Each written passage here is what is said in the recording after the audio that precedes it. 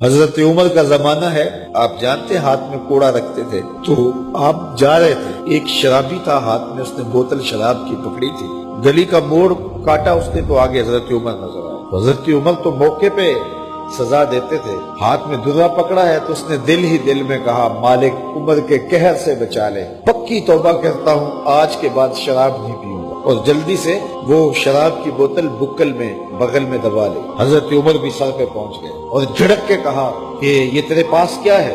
تو ڈرتے ہوئے کہا حضرت سرکہ ہے۔ تو عمر سے کہا نکال، تو جب نکالا تو واقعی سرکہ ہو گیا تھا۔ جو رب شراب کو سرکے میں بدلنے پہ قادر ہے، وہ رب گناہوں کو نیکیوں میں بدلنے پہ بھی قادر ہے۔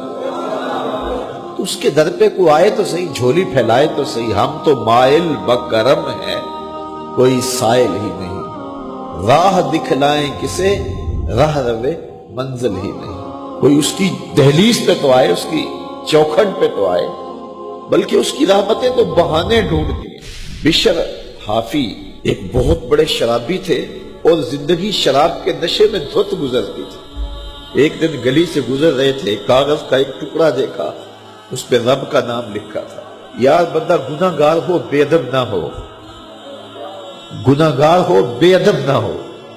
تو کاغذ کے ٹکڑے پہ رب کا نام لکھا تھا، اس کو اٹھایا، چوما، صاف کیا، خوشبو لگائی اور اونچی جگہ پہ رکھ دیا کہ یہ میرے رب کا نام ہے، اور شراب پینے پھر میخانے میں چلے گئے۔ وقت کے ولی کو الہام ہوا، جا ڈھونڈ بشر کو اور میرا سلام دے، اور اسے کہہ کہ تیرے رب نے تیرے سارے گناہ معاف کر دیے۔ نکلا، پوچھا بشر کون ہے؟ لوگوں نے کہا وہ تو بہت بڑا شرابی ہے۔ اللہ اکبر۔ گھر پوچھا، کہا وہ شراب خانے میں۔ شراب خانے میں پیچھے چلے گئے۔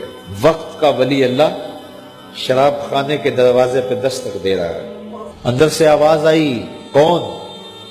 نام بتایا، کہا میں بشر کو ملنا چاہتا ہوں۔ کہا وہ تو نشے میں دھت پڑا ہے۔ ساقی میخانہ نے کہا کہ وہ تو نشے میں دھت پڑا ہے، کہا اسے ملنے آیا۔ اس نے جا کے کہا کہ باہر تیرا کوئی مہمان ہے۔ تو بشر نشے میں ہی ڈولتا ہوا ننگے پاؤں دروازے پہ آیا۔ اللہ کا ولی کھڑا تھا، کہا کہ تیرے رب نے تجھے سلام بھیجا ہے، تو نے اس کے نام کی قدر کی تھی اور اس نے تیرے سارے گناہ معاف کر دیے۔ بشر حافی ننگے پاؤں تھے، اس وقت نشے میں تھے۔ نشہ شراب کا تھا، لیکن رب کا سلام آیا تو یہ نشہ اس سے بھی اوپر تھا۔ جھوم اٹھے اور کہا کہ میں اب رب کا سلام آیا ہے تو اب میں ننگے پاؤں تھا، اب ساری زندگی میں جوتا نہیں پہنوں گا۔ عربی میں حافی ننگے پاؤں والے کو کہتے ہیں، تو بشر حافی کو بشر حافی اس لیے کہتے ہیں کہ وہ ساری زندگی پھر برہنہ پا رہے، انہوں نے کبھی بھی جوتا نہیں پہنا تھا، زندگی بدل گئی لیکن پاؤں میں جوتے نہیں پہنتے تھے کہ میرے رب کا سندیشہ جب میرے نام آیا تھا، میری جب تقدیر بدلی تھی، میرے رب نے جب مجھے محبت نامہ بھیجا تھا، مجھے سلام بھیجا تھا، پیغام بھیجا تھا، تو میرے پاؤں میں جوتا نہیں تھا۔ تو بشر حافی جوتا نہیں پہنتے تھے، تو رب نے کرم یہ کیا کہ بشر حافی نے گھر سے مسجد میں جانے کے لیے جو راستہ اختیار کرنا ہوتا تھا، اس راستے پر جانور گوبر نہیں کیا کرتے تھے، جانور نیت نہیں کیا کرتے تھے۔ یہ بشر حافی کی گزرگاہ ہے۔ ایک دن ایک شخص آیا تو جس راستے سے بشر حافی گزرتے تھے تو وہاں کسی جانور کا گوبر پڑا ہوا تھا۔ اس نے بلند آواز سے کہا، ایھا الناس، لوگوں سن لو، بشر حافی انتقال کر گئے۔ لوگوں نے کہا تمہیں کس نے بتایا ہے؟ کہا یہ گوبر پڑا ہوا ہے، اس کا مطلب ہے کہ آج بشر حافی اس گلی سے نہیں گزریں گے۔